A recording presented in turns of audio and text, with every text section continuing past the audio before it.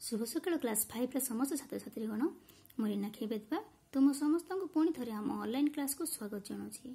पिला माने आमे पूर्व क्लास रे तुम साहित्य कलिका बही 5 नंबर चैप्टर पद्य फूल विषय रे आलोचना करथिले।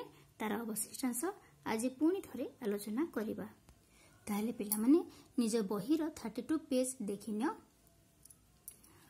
मोकांती देखिले जोगी को शांति मो देहे देवता से देखु थांती। पूजा लागी मोही जाए विधि रे केउ देवतार न बसे सिरे। मोह जोगु पट जाए निस्तरी कीट बसे पुणी सिरे सबुरी। एतिकी बुझी नेबा। प्रथमे मोकांती देखिले जोगी को शांति मो देहे देवता से देखु थांती। फूलर जो कांति फूलर जो सुंदरता कांति माने होची सुंदरता। ए सुंदरता जोगी माने देखिले शांति पाई थांती। जोगी माने होची जो माने पूजा कर थांती, जप कर थांती, तप कर थांती, से मानकु जोगी कहा जाए। से माने से फूल गुड़िकर कांति बा शोभा सुंदरता देखि निज मनरे शांति पाई थांती एवं निज निज आराध्य देवता को सही फूलरे देखु थांती। पूजा लागी मुही जाए विधि रे केउ देवतार न बसे सिरे। ए फूल गुड़िक पूजा पाई जाई थांती, पूजारे लागी थांती। ए फूलर पवित्रता विधि रे माने होची पवित्रता, पवित्रता पाई से पूजारे मध्य लागी थाए। सबु देवतांको सिररे बसी थाए। सिररे माने होची मस्तकरे। ए फूल गुड़िक देवतांको सिररे बा मस्तकरे बसी थांती।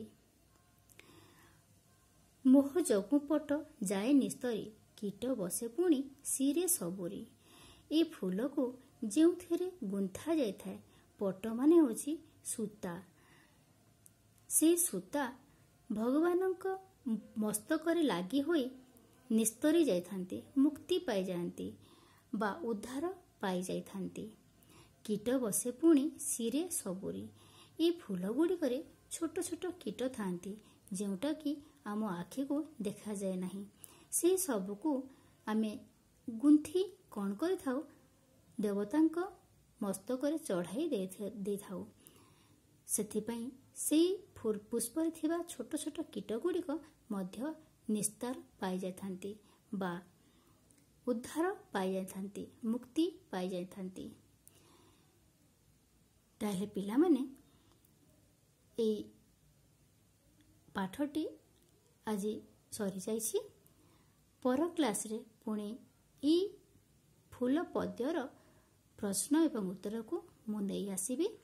सेते बेल पर्यंत तुमे एही पद्यटी को मन दे पढ़िबो एवं एहार कष्ट शब्द गुडी को मने रखिबो।